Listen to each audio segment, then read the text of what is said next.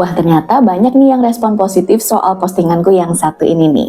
Ternyata belajar public speaking itu cukup menyenangkan dan mudah kan? Sekarang kita lanjut lagi yuk untuk latihan membuat opening yang menarik dan powerful ya. Hai, aku Alia Pravita. Aku adalah seorang creative educator in conscious communications. Dan aku suka banget sharing seputar hal tentang komunikasi, self-development, self-love, dan pastinya public speaking. Jadi, kalau dalam teknik OIC atau OIC, opening, isi, dan closing, terutama yang opening, namanya pembukaan itu tidak harus selalu salam dan perkenalan.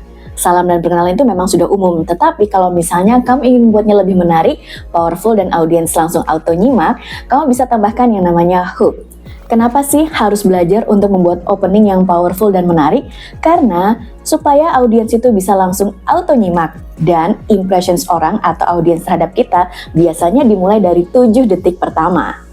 Oke, aku punya 5 contoh hook yang bisa kamu pakai untuk membuat opening yang menarik. Dan aku kasih contohnya. Sudah siap untuk latihan?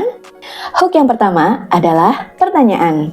Contohnya nih, apakah Bapak Ibu sekalian percaya bahwa selama ini Anda sehat-sehat saja?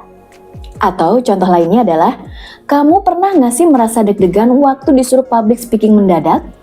Jadi, trik opening atau pembukaan dengan hook pertanyaan ini akan membuat audiens langsung menyimak dan berpikir, pernah nggak sih? Iya nggak sih? Dan ini bisa membuka obrolan selanjutnya itu lebih lancar. Yang kedua, hook pernyataan kuat. Contohnya nih, gagal maju itu bukan karena nggak bisa, tapi kebanyakan nggak siap dan males. Contoh keduanya, saya yakin bahwa semua yang ada di ruangan ini pastinya pernah merasakan sakit perut. Nah, untuk hook pernyataan kuat ini sebenarnya dilakukan supaya audiens itu auto nyimak karena ngerasa, wah benar juga ya. Makanya untuk hook pernyataan kuat ini, ada baiknya memang kamu ambil dari survei atau penelitian yang sudah terbukti ya. Yang ketiga, hook data atau fakta. Contohnya nih, tahu nggak sih kalau ternyata 70% orang di dunia itu takut banget sama yang namanya public speaking? Atau contoh yang kedua nih, menurut data dari Kementerian Kesehatan Republik Indonesia, ternyata 60% orang di Indonesia itu sudah terjangkit diabetes. Wah, hook data atau fakta ini bisa kamu selipkan setelah kamu melakukan salam atau perkenalan, dan ini membuat audiens langsung auto nyimak. Karena apa? Ternyata ada data yang benar-benar valid yang bisa bikin mereka tercengang. Berikutnya adalah cerita singkat. Nah, hook cerita singkat ini sebenarnya berdasarkan pengalaman pribadi kamu atau misalnya kamu menemukan kisah inspirasi yang bisa kamu share kepada audiens kamu. Contohnya nih, dulu aku juga gemetaran kok yang namanya presentasi, tapi karena aku terus berlatih dan berlatih setiap hari, sampai kira-kira adalah setahunan, baru aku bisa bilang bahwa aku sudah mulai nyaman untuk public speaking.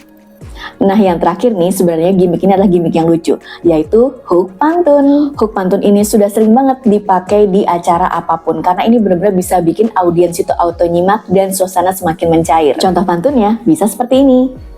Cari pasangan harus yang jago ngomong, burung merpati terbangnya jauh.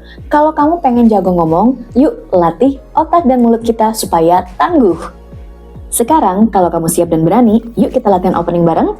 Tolong kasih aku contoh ya, satu contoh aja untuk membuat opening yang menarik dan powerful menggunakan hook-hook yang sudah aku kasih tahu tadi ya.